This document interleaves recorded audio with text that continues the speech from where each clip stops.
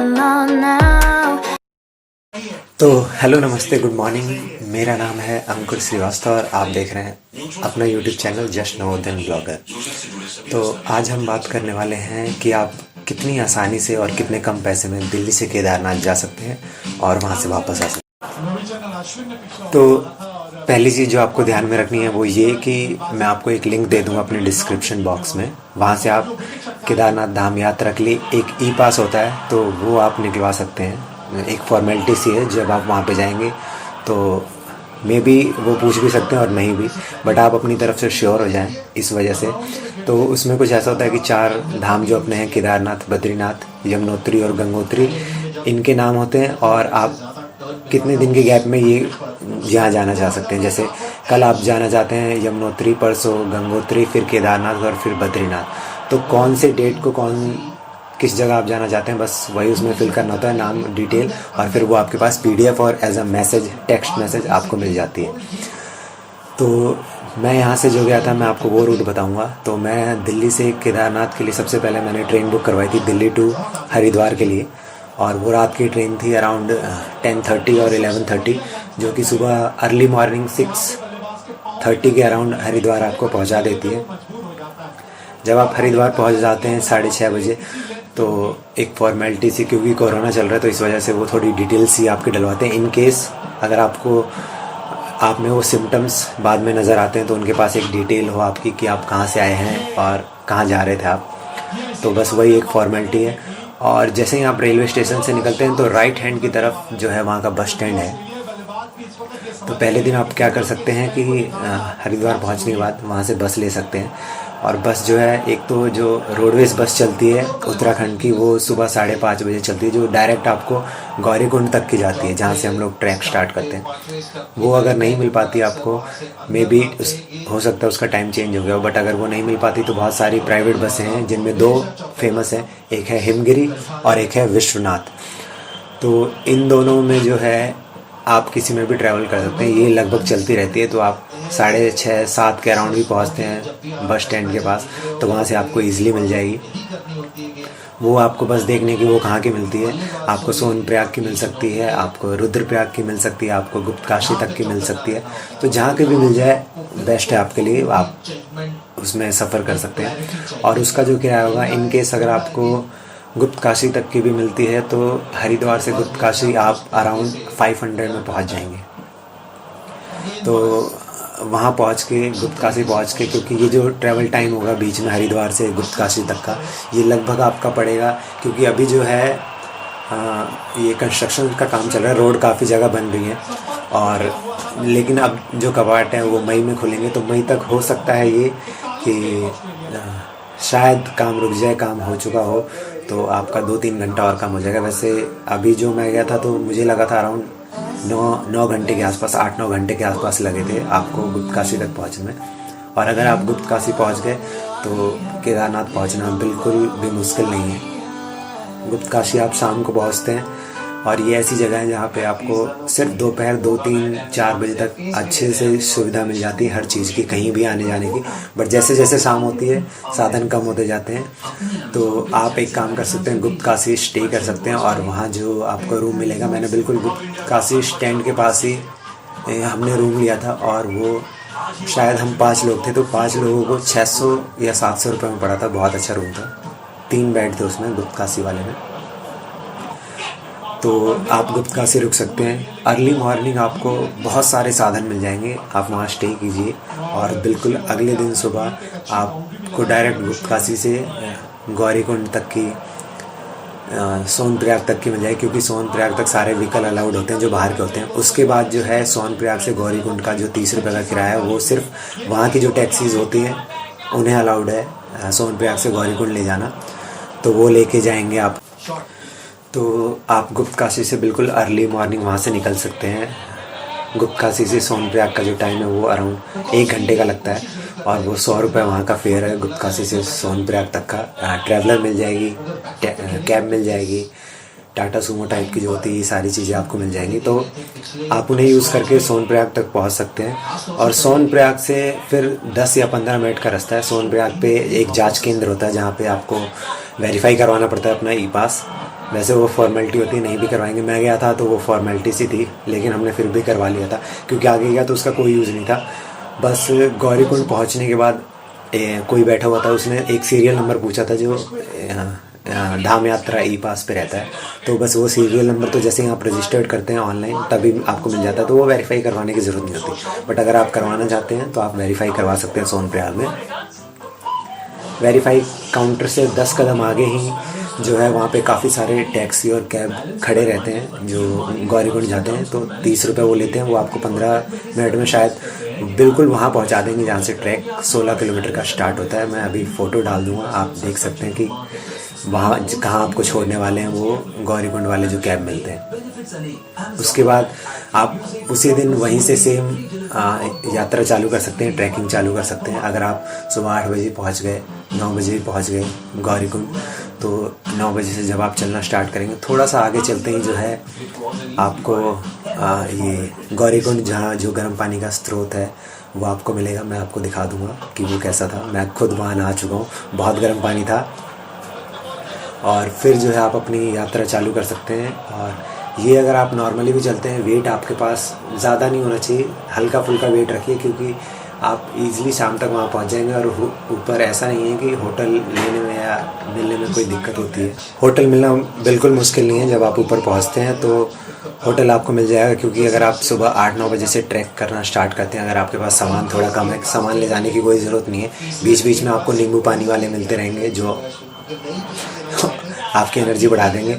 और फिर उसके बाद जैसे जैसे आप चढ़ते जाते हैं, शाम की आरती 6:30 के अराउंड होती है, तो आप उससे पहले ही पहुंच जाएंगे। अगर आप नॉर्मल 20 स्पीड रखते हैं तो 9 घंटे में पहुंच जाएंगे। तो अगर आप 9 बजे चलना स्टार्ट करते हैं तो 5 या 6 के अराउंड आप पहुंच जाएंगे ईज़िली। और फिर वहाँ आप पहुँचते ही होटल ले सकते हैं। बिल्कुल मंदिर के पास ही सारे होटल हैं, ज़्यादा दूर भी नहीं है, 2 मिनट 4 मिनट 5 मिनट इतना ही गैप होगा मंदिर से। तो वहाँ आप होटल ले सकते हैं। और वो जो आपको चार्ज पड़ेगा, आई थिंक पर पर्सन 300 या 400 के आसपास पड़ेगा। अगर आप ग्रुप में हैं तो बहुत ज़्यादा अच्छा, अगर 4-5 लोग हैं तो बहुत सस्ते में आपको मिल जाएगा। मे बी 5 लोगों के लिए 1000 में मिल जाए या 1200-1300 में मिल जाए, कोई मुश्किल नहीं है। क्योंकि वो कोशिश यही करते हैं कि किसी ग्रुप को रूम दे दे, क्योंकि उनके पास बड़े रूम रहते हैं, 3-4 बेड वाले रूम रहते हैं। हमने जो रूम लिया था वो 1800 का पड़ा था, हम 5 लोग थे तो 300, क्योंकि हम लोग काफ़ी लेट पहुँचे थे और ठंड बहुत ज़्यादा थी, तो इसलिए हमने सोचा आराम से सोना है तो एक अच्छा रूम लिया जाए। तो आप शाम की आरती ले सकते हैं, वहीं आपको स्टे करना पड़ेगा, आप स्टे कर सकते हैं। अगली मॉर्निंग जो सुबह है बहुत ही अलग नेक्स्ट लेवल का नज़ारा होता है। सुबह भी आप दर्शन कर सकते हैं अच्छे से, क्योंकि और फ़ोटो वगैरह खींच सकते हैं। और पीछे आप सनराइज़ देख सकते हैं, बिल्कुल बर्फ़ के पहाड़ हैं पीछे। और दर्शन करके आप आराम से 9-10, क्योंकि उतरना बहुत इजी रहता है, उतरने में आप आई थिंक 4 घंटे लेंगे या 5 घंटे लेंगे मैक्सिमम। तो आप आराम से सुबह दर्शन कर सकते हैं, फ़ोटो वगैरह खींच सकते हैं आसपास। अगर आप और ट्रैक करना चाहते हैं और कुछ घूमना चाहते हैं तो केदारनाथ के बिल्कुल थोड़ा सा ऊपर और 3-3.5 किलोमीटर आगे है, उसे वासुकी ताल कहते हैं। तो वो भी एक कृष्ण भगवान का है, तो वहाँ पे भी आप जा सकते हैं अगर आप जाना चाहें। अदरवाइज़ आप दर्शन करके फ़ोटो वगैरह खींच के चलना स्टार्ट करेंगे। तो अगर आप 11 बजे भी आते हैं या 10 बजे भी वहाँ से निकलते हैं, सुबह के 10-11 बजे भी निकलते हैं, तो आप 3 बजे के आसपास नीचे गौरीकुंड आ जाएंगे। फिर गौरीकुंड से आप को गुप्त काशी तक तो ईज़िली साधन मिल जाएगा, लेकिन नीचे आने के लिए मुश्किल मिलेगा, क्योंकि मैंने पहले ही आपको बताया कि 3-4 जैसे टाइम ज़्यादा होता है तो फिर साधन वहाँ पे कम हो जाते हैं। तो आते वक्त भी अगर आप स्टे करना चाहते हैं तो सेम गुप्त काशी में स्टे कर सकते हैं, जैसा हमने करा था। क्योंकि अगर आप सेम उसी जगह स्टे करते हैं, गुप्त काशी से बिल्कुल सुबह ही बस चलती है 5:30 बजे, फिर एक 6:30 बजे, कंटिन्यू 1 घंटे के गैप पे 2 बस चलती है जो डायरेक्ट हरिद्वार के लिए आती है। तो आप जो हैं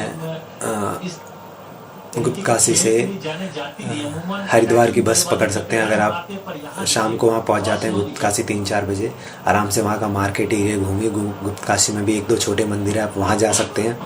गुप्त काशी की भी अपनी मान्यता है, वो मैं बताऊँगा आपको ज़रूर। तो गुप्त काशी में आप स्टे करके वहाँ पे रुक सकते हैं होटल में। और फिर अगली मॉर्निंग 5:30 बजे वाली या 6:30 बजे वाली, एक चीज़ आप ध्यान रखना कि मई के महीने में काफ़ी ज़्यादा भीड़ हो जाएगी। तो जब आप गुप्त काशी शाम को पहुँचेंगे तो वो बसें आती हैं शाम को हरिद्वार से चल के। तो क्योंकि वो हरिद्वार से सुबह चलते हैं तो शाम को पहुंचती हैं गुप्तकाशी 5-5:30 के अराउंड। तो जैसे ही वो बस पहुंचती है तभी आप अगर टिकट ले लेंगे अगले दिन की, तो वो पहले से ही टिकट आपको काट के रखते हैं एक रात पहले ही, क्योंकि जितनी सीट होती है उतनी, इतना लंबा सफ़र है 7-8 घंटे का, तो वो कंडक्टर यही सोचता है कि भाई पहले से ही जितनी सीट है उतनी टिकट मैं एटलीस्ट काट दूँ। तो आप एक काम कीजिएगा, होटल लेने के बाद शाम को 5:30-6 के अराउंड जब उधर आप जाएंगे मार्केट की तरफ, बिल्कुल वहीं बस खड़ी रहेगी, तो आप उसकी टिकट ले सकते हैं। वो 500 रुपये की टिकट है जो सीधा हरिद्वार आपका पहुंचा देगी। तो आप वो टिकट कटवाइए, अपने पास रखिए। अर्ली मॉर्निंग 5:30 वो आपको टाइम बता देगा कि जी आप 6 बजे यहाँ पे आ जाना, बस में आपको मिल जाऊँगा। तो आप वो टिकट लेके सेम टाइम पे जो उसने बताया होगा कंडक्टर ने, आप पहुंच जाइए। और फिर जो है आप वहाँ से, वो जो बस है वो आपको हरिद्वार पहुंचा देगी 1 या 2 बजे के आसपास आपको हरिद्वार पहुंचा देगी। और अगर आप हरिद्वार आ गए तो फिर हरिद्वार आ गए तो फिर दिल्ली आना बहुत आसान है। आप ट्रेन बुक करवा सकते हैं हरिद्वार से, आप बस से आ सकते हैं हरिद्वार से दिल्ली। तो जब आप हरिद्वार पहुंच जाएंगे 2 से 2:30 बजे के आसपास, तो या तो आप एक काम कर सकते हैं कि एक दिन पहले जब आप गुप्तकाशी पहुंचे थे तब आप ट्रेन बुक करवा सकते हैं हरिद्वार से दिल्ली तक की, क्योंकि अभी कोरोना था तो ट्रेनें बहुत कम चल रही थी, बट मे बी मई तक सुधार हो जाए तो ट्रेनें काफ़ी चलेंगी, तो आपको ईज़िली टिकट मिल सकती है हरिद्वार से दिल्ली तक की।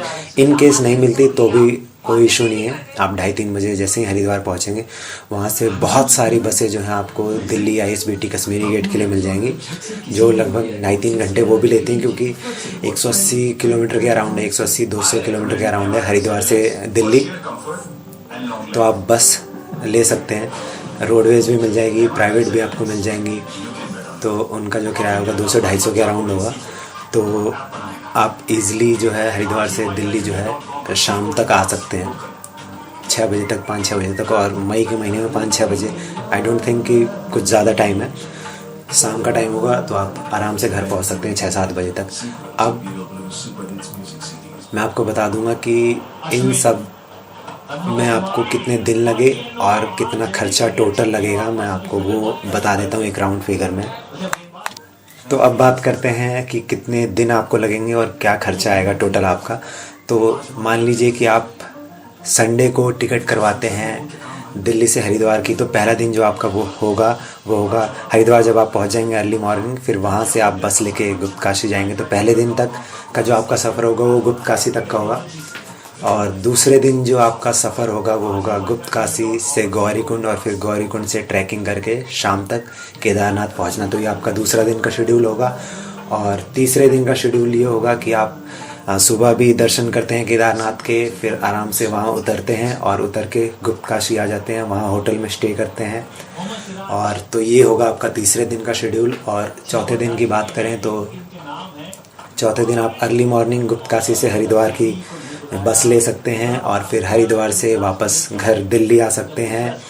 तो ये आपका टोटल जो हो जाएगा 4 दिन का, 4 दिन में आप कवर कर सकते हैं इजीली केदारनाथ, और बहुत आराम से कवर कर सकते हैं। एक चीज़ मैं आपको बताना भूल गया था, वो ये है कि इसमें मेन जो चीज़ है वो बस का ट्रैवल है। तो अगर आपके लिए वो कंफर्टेबल है, क्योंकि आप किसी भी चीज़ से जाएं, आप कैब बुक कर लें हरिद्वार, ऋषिकेश या देहरादून कहीं से भी, या फिर आप आते वक्त कैब कर लें या कुछ भी कर लें, वो सेम फील होता है।